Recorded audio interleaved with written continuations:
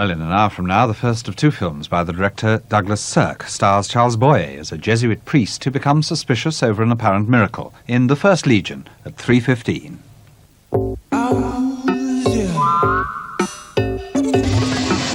I put 34 years into this firm, Howard, and now I can't pay my insurance. You can't eat the orange and throw the peel away. A man is not a piece of fruit.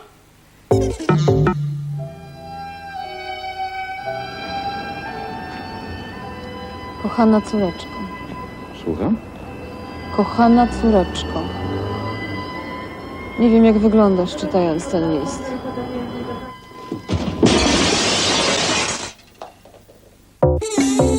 If you are not absolved, you are damned. Then I go to hell for the Catholic faith. I want to crucify the cause.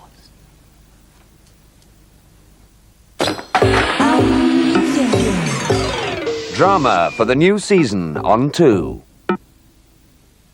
In 20 minutes, we begin a new series, a dramatisation of India's greatest epic poem, which is watched by 115 million avid viewers in India. A tale of love, war and duty. Mahabharat begins at 2:35. Well, now on BBC Two, The Sky at Night. This programme was first shown last Sunday before the postponed launch of the Space Telescope.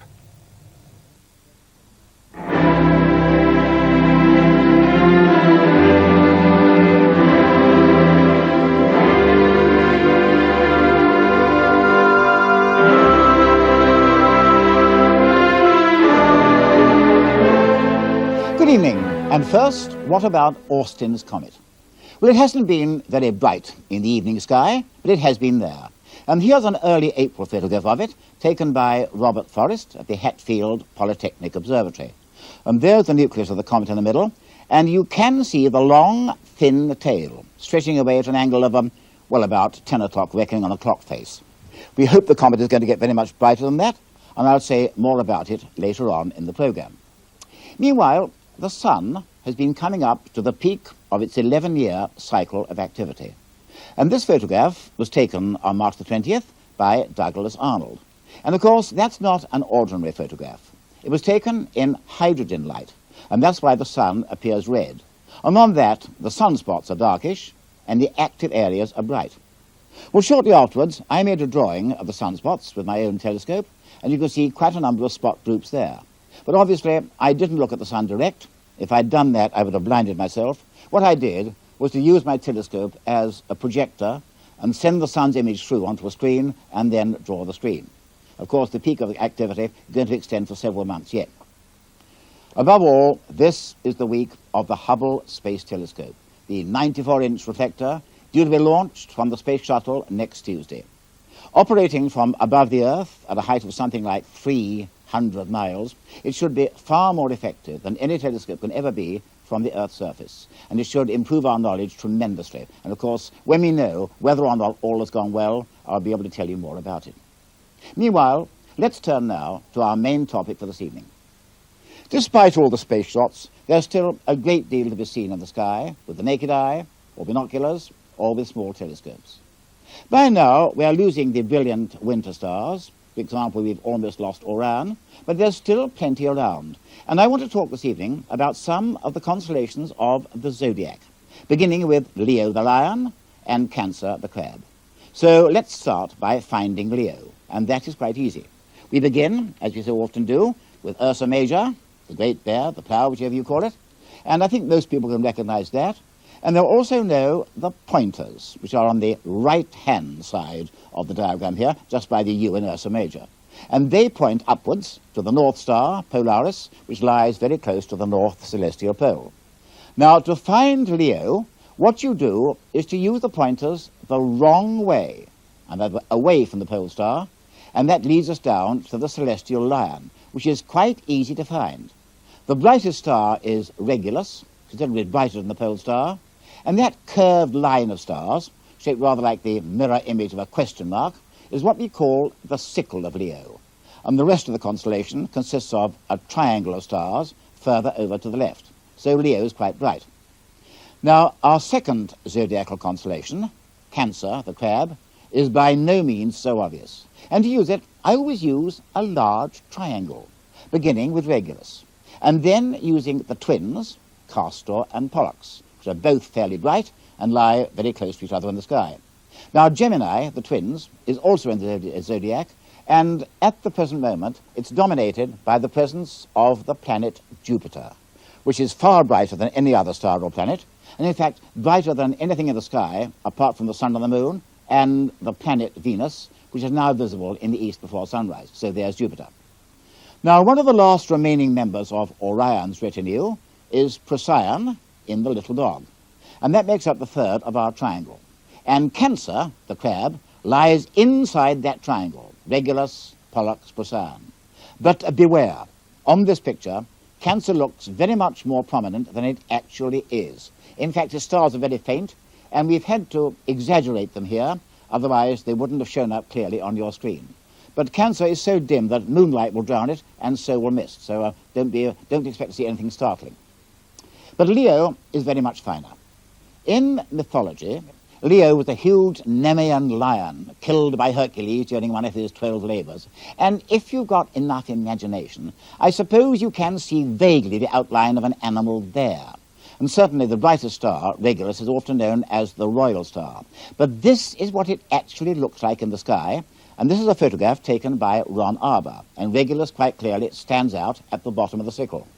Now, Regulus is a hot white star, about 130 times as powerful as our Sun, and is 85 light years away. Now, that means that we're seeing it as it used to be 85 years ago, with its light moving at 186,000 miles per second, has taken 85 years to get there. And conversely, if there were anyone living in the system of Regulus, they would see the Sun as it used to be 85 years ago.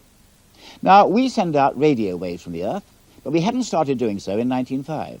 And therefore, if there is anyone in the Regulus system, which frankly I doubt, because Regulus isn't really that kind of star, they would not yet have been able to pick up our radio waves, and to them, we would still be radio quiet. Then, of course, if you come into a much closer star, such as Sirius and the Great Dog, we would then be radio noisy. Well, Regulus is the brightest star on the sickle, and the second brightest is called Algebra. And Algebra is of the second magnitude, that's roughly the same as the pole star. And with the naked eye, it looks perfectly ordinary. But if you use a telescope, you'll find it's not. It is a double star. And that was a sketch I made a couple of nights ago with a 3-inch refractor. And you can see that Algebra is made up of two.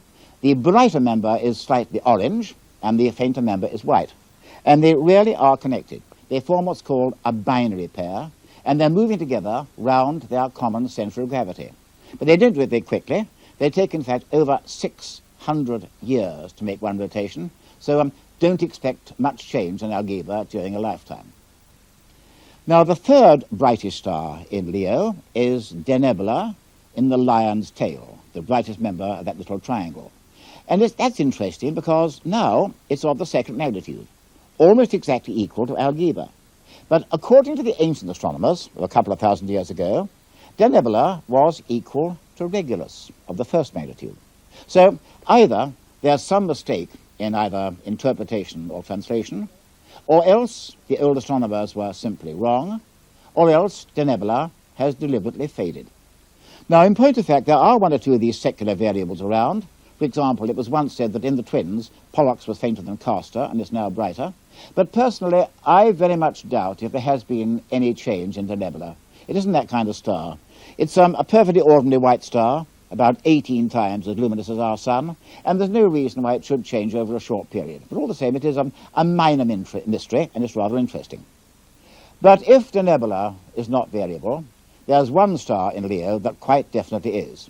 In fact, there are plenty, but this particular one is the brightest of them. It's called our Leonis, and it's not very far away from Regulus in the sky. You won't see it with the naked eye. You will see it with binoculars, and of course the telescope shows it well. And it's very red. It's a red giant. And it's close to that star labelled 18. And you may wonder, why 18? Well, in fact, all the stars of naked eye brightness have got their numbers, and these were given by the first astronomer royal, John Flamsteed, who began his work at the Royal Greenwich Observatory way back in 1675. And he allotted these numbers, and this particular star was 18 in his catalogue of Leo. It's on the fringe of naked eye visibility. I say binoculars show it easily.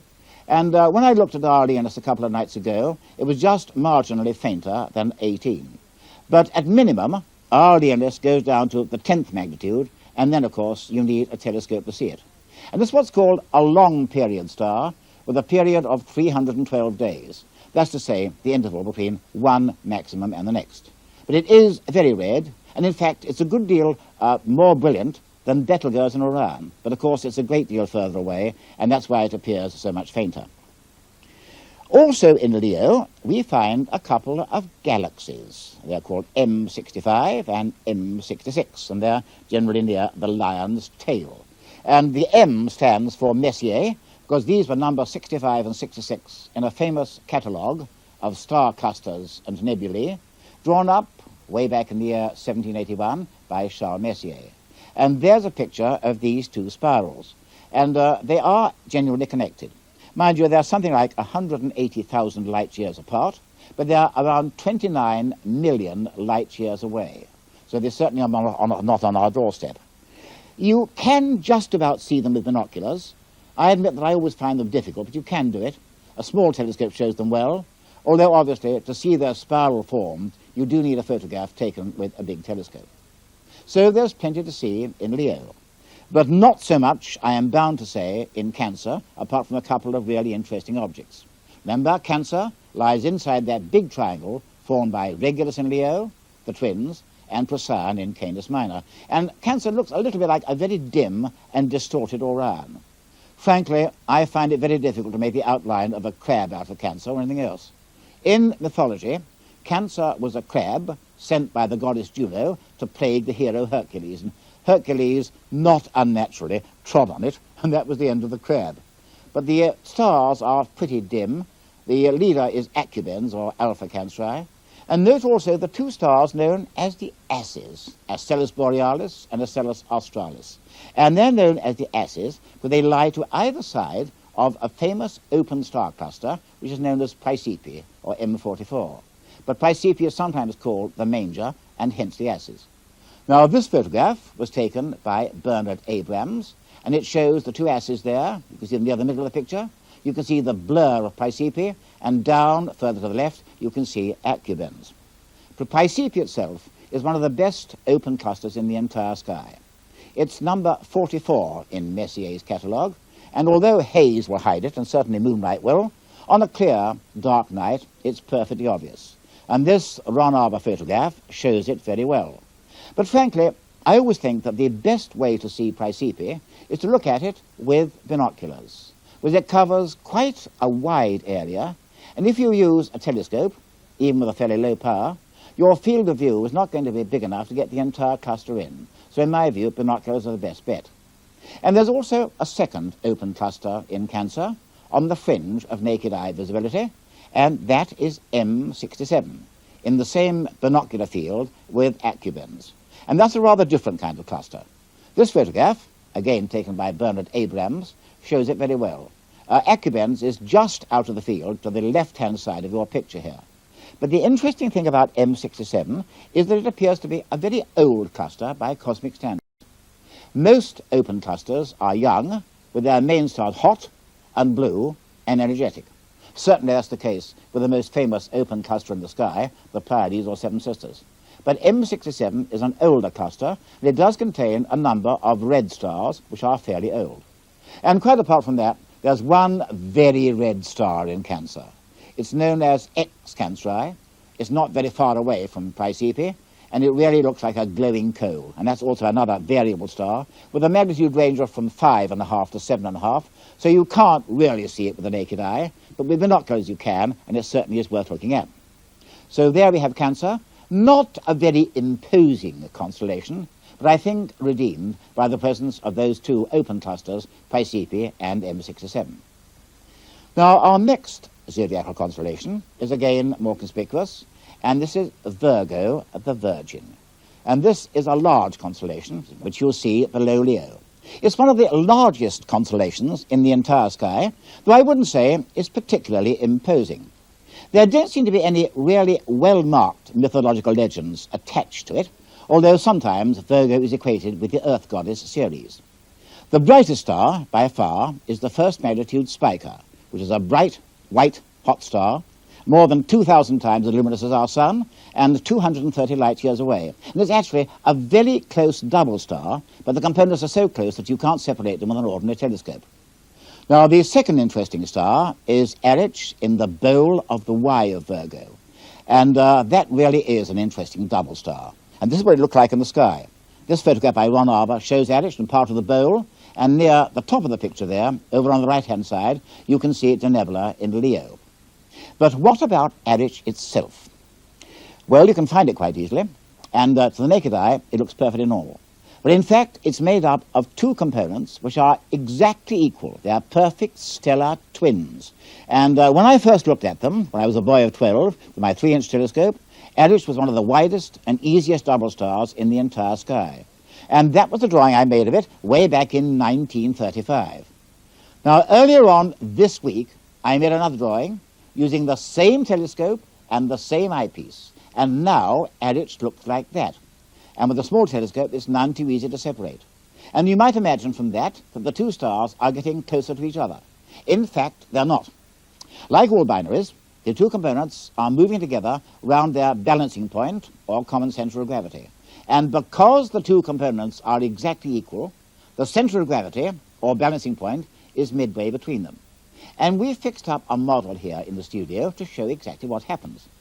Here we have the two components on stalks. There we have the bar joining them, and in the middle, the pivot around which they're moving. Now, as we move them round, you can see what's happening. We are now seeing them from a less favourable angle, and the two stars appear to be getting closer to each other. In fact, they're not. They're exactly the same distance apart, but we are now seeing them from a narrower angle, and they're getting closer and closer. And by the year 2016, they will apparently be so close together that even a large telescope will find it difficult to show them separately. And after that, they'll open out once more. Of course, it's a slow process. The revolution period of the two Erises is just over 171 years. Now let's come back to Virgo and have another look at that area which I call the bowl. That's the region between the nebula in Leo and Eris in the constellation itself. And in that area, we find many galaxies, of which the leader is M87. A huge elliptical system with a curious jet coming out of it, very much larger and more massive than our galaxy, and possibly with a black hole right in the middle. And M87 is the leading member of the Virgo cluster of galaxies, and that includes hundreds of members. And when you look at that picture, it takes an effort to realize that some of those dim, misty blurs are, in fact, huge star systems containing more than 100,000 million suns. You won't see many of the Virgo cluster members with a small telescope, but you can see some of them as dim patches. As I say, it really is a very populous cluster indeed. So there's a great deal to see in Virgo. And all in all, the spring skies are by no means devoid of things to look at.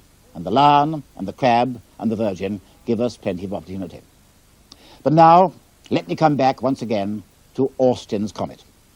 As I've said, it's not been a prominent evening object, but it has been seen and photographed.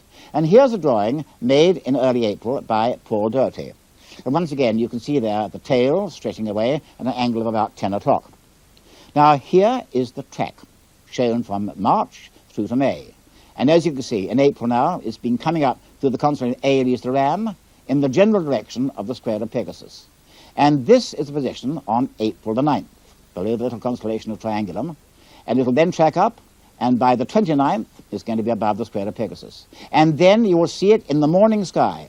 About an hour before sunrise, look over into the east, where the sun is about to rise, and there you should see the comet with quite an imposing tail. It's always dangerous to make forecasts, but I still think that Austin's comet may be quite a sight, so do look out for it. And the track is also given in our newsletter, and the newsletter is now ready. And if you want it, send your stamp list envelope to Newsletter 37, The Sky at Night, BBC TV, London W12 7RJ, or if you like, look at CFAX, page 616. So let's hope for the best of Austin's comet. Until next month, good night.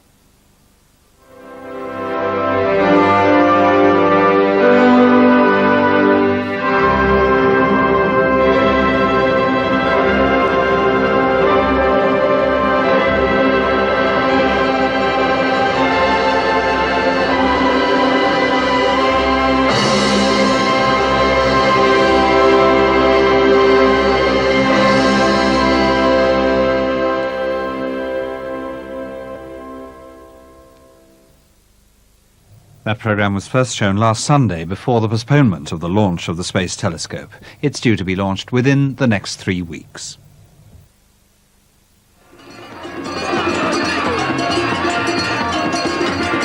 Cuba's legendary capital of Havana has an extraordinary beauty. But now its grand colonial palaces have decayed into crumbling tenements, where the people of the once proud city reveal the reasons for its sad decline.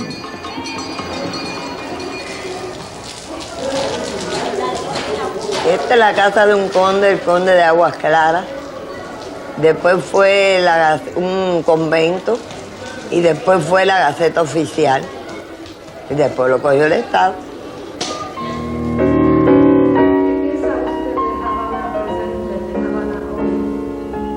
Bueno, La Habana hoy más vale que no hable de ella. Excúsenme. Arena goes behind the public face of Havana tomorrow at 8:55 on BBC Two. In 40 minutes, we've the first of 2 films this afternoon by the director Douglas Sirk, when Charles Boyer stars as a priest going through a crisis of confidence in the First Legion at 3:15. Now on BBC Two, we embark on an epic 91-part series, dramatised from India's greatest poem of war, love and duty, Mahabharata.